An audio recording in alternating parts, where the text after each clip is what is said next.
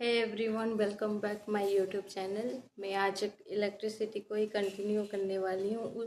कल मैं थोड़ा सा कंफ्यूज हो गई थी कि मैंने पूरा बताया है कि नहीं बताया, तो चलिए आज मैं पूरा बताने वाली हूँ, तो मेरे साथ कंटिन्यू करिएगा। तो चलिए स्टार्ट करते हैं। जैसा कि आप लोग को दिखाई दे रहा है, ये एनिमेशन हाउ इलेक्ट्रिसिटी वर्क्स। देखिए, ये जो है एटम है, एटम के अंदर न्यूक्लियस है, न्यूक्लियस के अंदर है प्रोटॉन और न्यूट्रॉन। ठीक है। और ये जो ग्रीन कलर की घूम रही है, ये इलेक्ट्रॉन है। तो ये जो एटम है और इस जो ऑर्बिट में घूम रहा है, ये इलेक्ट्रॉन ऑर्बिटल सेल है, जैसे कि यहाँ लिखाया गया है।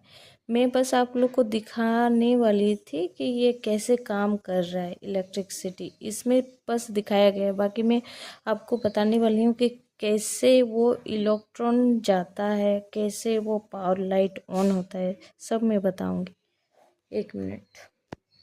जैसा कि हम लोगों ने समझ लिया है, ये एटम है, एटम के अंदर न्यूक्लियस है, और न्यूक्लियस के वो अंदर क्या है, प्रोटॉन प्लस न्यूट्रॉन। ठीक है। और इस जो न्यूक्लियस है, न्यूक्लियस के चारों ओर क्या मूव कर रही है, इलेक्ट्रॉन। जहाँ वेर प्रोटॉन पॉजिटिव, प्रोटॉन क्या पॉजिटिव चार्ज है, और न्यूट्रॉन चार्जलेस है, और इलेक्ट्रॉन क्या है, नेगेटिव चार्ज, नेगेटिव चार्ज। ठीक है। यहाँ तक तो कोई दिक्कत नहीं होनी चाहिए।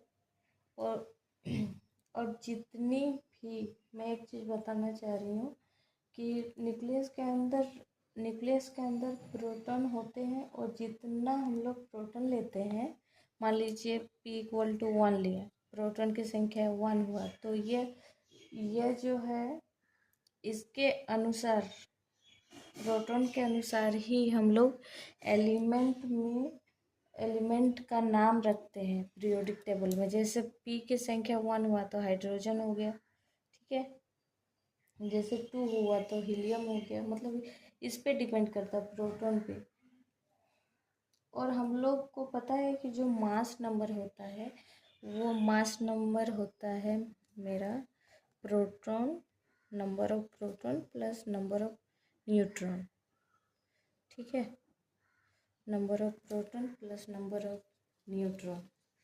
ये यहाँ तक तो बात समझ में आ गई। तो मान लेते हैं कि प्रोटॉन की संख्या 1 है और न्यूट्रॉन की संख्या 1 है, तो मास नंबर क्या हो जाएगा इसका, 1 लिए, मतलब हाइड्रोजन का मास नंबर कितना हो जाएगा, 2 हो गया। मास नंबर हाइड्रोजन 2 हो गया। यहाँ तक तो कोई दिक्कत नहीं है। अब हम लोग देखेंगे कि अगर प्रोटॉन के बाहर एक इलेक्ट्रॉन लेते हैं, मान लीजिए इलेक्ट्रॉन की संख्या 1 लेते हैं, तो नेट चार्ज क्या हो जाएगी, नेट चार्ज इसलिए मैं बता रही हूँ, इसलिए क्योंकि ये इलेक्ट्रिसिटी में बहुत भूमिका निभाती है, बहुत इम्पोर्टेंट रोल है। तो नेट चार्ज क्या हो जाएगा, electron equal to -1 and proton equal to +1। तो ये नेट चार्ज क्या हो जाएगा, 0। Net charge equal to 0। ठीक है। क्योंकि प्लस और माइनस है तो घट जाएगा, तो 0 हो जाएगा। 0 का मतलब ये है कि कोई भी सिस्टम में, मान लीजिए ये हम लोग का कंप्यूटर है। ठीक है। कंप्यूटर में इलेक्ट्रिसिटी दिया है, लेकिन इसको, स्क्रीन को अगर हम लोग टच कर रहे हैं तो इलेक्ट्रिक करंट हम लोग को नहीं लग रहा है। इसका मतलब इसका क्या है, नेट चार्ज 0 है। नेट चार्ज 0 है, इसीलिए हम लोग का कोई इलेक्ट्रिसिटी यहाँ पे नहीं आ रहा है।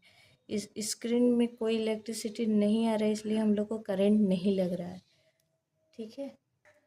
यहाँ तक तो हम लोग को समझ में आ गई कि अगर कोई सिस्टम में आपको करंट छूने पे करंट नहीं लग रहा है, तो प्रोटॉन की संख्या 1 है और इलेक्ट्रॉन की संख्या -1 है, तभी ये नेट चार्ज 0 हो जाएगा, तभी हम लोग को करंट नहीं लगेगा। और अगर इलेक्ट्रॉन की संख्या हम लोग बढ़ा देते हैं, तो सिस्टम में क्या होगा, मान लेते हैं कि न्यू इलेक्ट्रॉन की संख्या -2 कर देते हैं और प्रोटॉन +1, तो इसमें क्या हो जाएगा, नेट चार्ज इक्वल टू +1 -2, मतलब -1 हो गया। मतलब ये अब करंट लगेगा क्योंकि ये चार्ज फुल हो रहा है, करंट फ्लो हो रहा है, मतलब इसमें करंट लगेगा। हम लोग जानबूझ के बढ़ाते हैं ताकि चेक करने के लिए कि हम लोग का करंट आ रहा है कि नहीं आ रहा है, ये पता करने के लिए। हमें पता है कि इलेक्ट्रॉन जो है हम लोग का इधर उधर रिवॉल्व करता है, मतलब कि उसका कोई डायरेक्शन नहीं होता है उस जब तक हम लोग किसी वायर को जोड़ते नहीं हैं। मान लीजिए ये ऐसा ऐसा ऐसा ऐसा ये इलेक्ट्रॉन इधर उधर जा रहा है, बस जैसे इसमें वायर जोड़ते हैं तो इसको एक स्पेसिफिक डायरेक्शन मिल जाता है कि चलो भाई तो इधर से घूमना है, इधर रिवॉल्व करना है, इधर जाना है और इधर जाना है। तो ऐसे में क्या होता है ना कि कुछ जो इलेक्ट्रॉन होते हैं वो तो स्पीड में जाते हैं, ठीक है, क्योंकि इसमें प्रेशर लगता है, क्योंकि ये जो है करंट प्रेशर पे भी डिपेंड करता है ना। प्रेशर से ये जा रहा है, जैसे ही प्रेशर से जा रहा है तो कहीं ना कहीं न्यूक्लियस को तो ये टक्कर मारेगी। टक्कर जब मार रहा है तो यहाँ पे जितना स्पीड वो टक्कर मार रहा है तो वहाँ रेजिस्टेंस क्रिएट हो रहा है। रेजिस्टेंस क्रिएट होने का मतलब ये रोक रहा है, जितना स्पीड से वो टकराएगा वो उतना ज़्यादा क्रिएट होगा रेजिस्टेंस। तो यहाँ पे रेजिस्टेंस का भी कंसेप्ट क्लियर हो गया होगा। और करंट, करंट का मतलब है कि 1 सेकेंड में, मान लेते हैं कि ये एक रास्ता है, ठीक है, यहाँ से इलेक्ट्रॉन इलेक्ट्रॉन इलेक्ट्रॉन इलेक्ट्रॉन जा रही है और यहाँ पे कोई सेकंड रख दिया है, ठीक है, टाइम टेबल कि कितना स्पीड से जा रहा है 1 सेकेंड में, 1 सेकेंड में कितना इलेक्ट्रॉन मूव कर रहा है, भाग रहा है, उसी को हम लोग करंट बोलते हैं, ठीक है। तो यही होता है इलेक्ट्रिसिटी की कोई भी चीज़ में, वो अगर हम लोग इलेक्ट्रॉन बढ़ा देते हैं तो वो जल्दी जल्दी से भागेगा और जल्दी, हम मतलब वो ज़्यादा एक्टिव होगा तो वो ज़्यादा करंट फ्लो करेगा। इसी टाइप का हम लोग का सिस्टम में करंट फ्लो होता है इलेक्ट्रॉन के द्वारा। Thank you so much for watching.